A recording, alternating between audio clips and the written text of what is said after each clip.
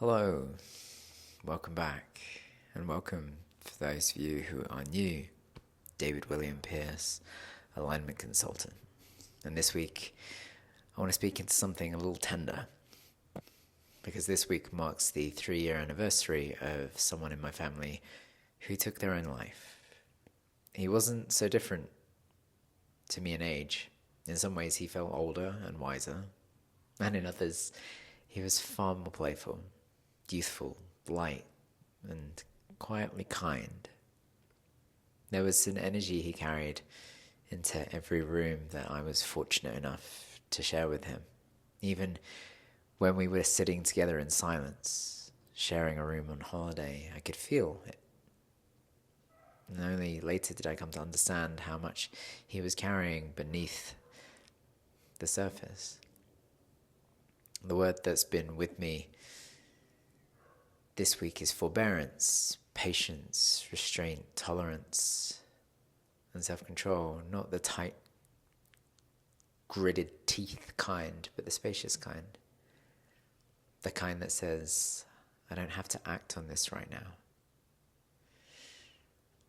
The kind that says, I don't have to act on this right now. Because we all carry what the yoga tradition calls Saṁskāras, impressions left by past experiences, thoughts and actions, grooves in the nervous system, seeds in the soil of the psyche. No matter how fortunate a life may look on the outside, we all have these imprints. Suitcases of suffering we learn how to carry, sometimes hide, and maybe even ignore. Over the last few years, I've been unpacking my own suitcase. And I want to say this honestly. And in doing so, in unpacking my own suitcase these last few years, I found myself at times standing right at the edge of that same contemplation of taking my life. Not because I wanted it to end, but because I was exhausted from believing something needed to be fixed, that I wasn't enough, that there was something wrong. And in that journey of unpacking that suitcase, at other times I've tasted something exquisite, a deep, playful joy, the nectar of simply being alive. So this week's question became, what if there was nothing to fix? Sure, there's things in our life we want to change, but what if there was nothing to fix about us at our essence, who we really are? The mantra I've been sitting with is Aham, kṣamā. I am patient. Not as a bypass, not as a dismissal of pain, but as a reminder that when the mind slips into believing that I must earn my worth, I must fix myself to be loved, or they must fix themselves before they deserve my love, to remember how sometimes we forget our own worth. Sometimes others forget it too. And we forget the worth of others, not out of malice, but because of distraction by that suffering that we carry, that we've yet to unpack, we've yet to digest, we've yet to smooth over. What I wish deeply is that this person in my life had been able to press pause, not to solve everything, not to fix their pain, just to pause, to act from kriyā, conscious action, rather than karma, reaction driven by accumulated suffering. For a video on kriyā and karma, I'll leave it there. The third impurity, karma mala.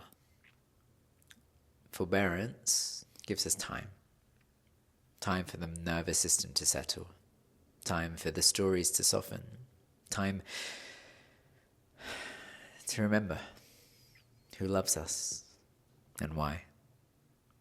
Time to reconnect with what brings even the smallest spark of joy, so that it might burn into a bright fire. Because even in grief, that's Shakti at play. Even pain is life moving through a tantric lens. And strangely, beautifully, there can be joy even inside grief. Grief has touched my life multiple times, the latest being a pregnancy that didn't go the distance.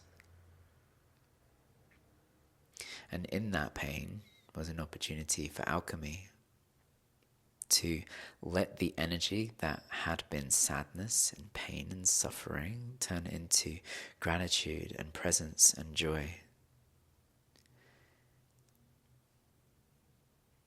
Because even loss can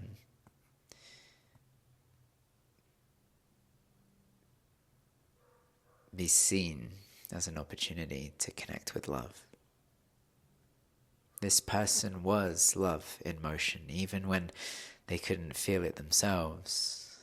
That marriage, that fusion of Shiva and Shakti, presence and play, and sometimes being together doesn't require words, fixing or advice. Sometimes it's just sitting in stillness, in safety, in silence.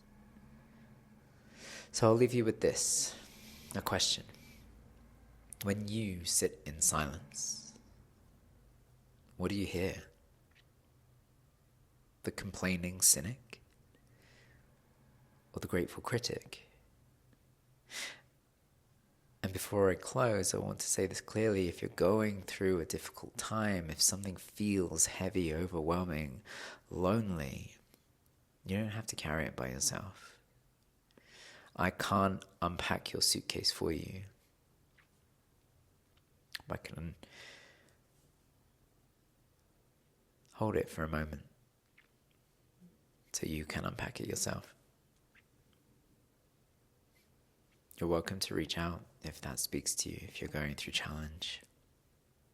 To write in the comments if you've navigated grief, you've dealt with a similar pain, so that others can know that they're not alone.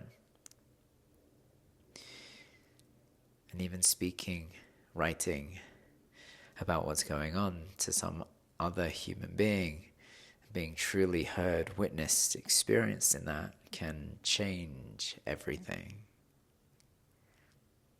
So as an outro, an invitation to you. If this reflection resonates, you're welcome to join the Aligned Living Collective. Currently a free WhatsApp community where each week I share the Tantric teachings that I'm sitting with, the mantra that's been supporting me, and reflections on how these practices, these teachings are helping me navigate real life complexity. Not perfectly, but honestly.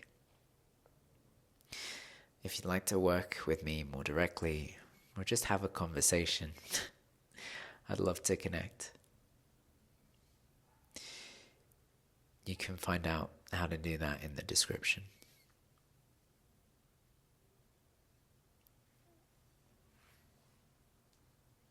Wishing you all the best, and thanks for joining.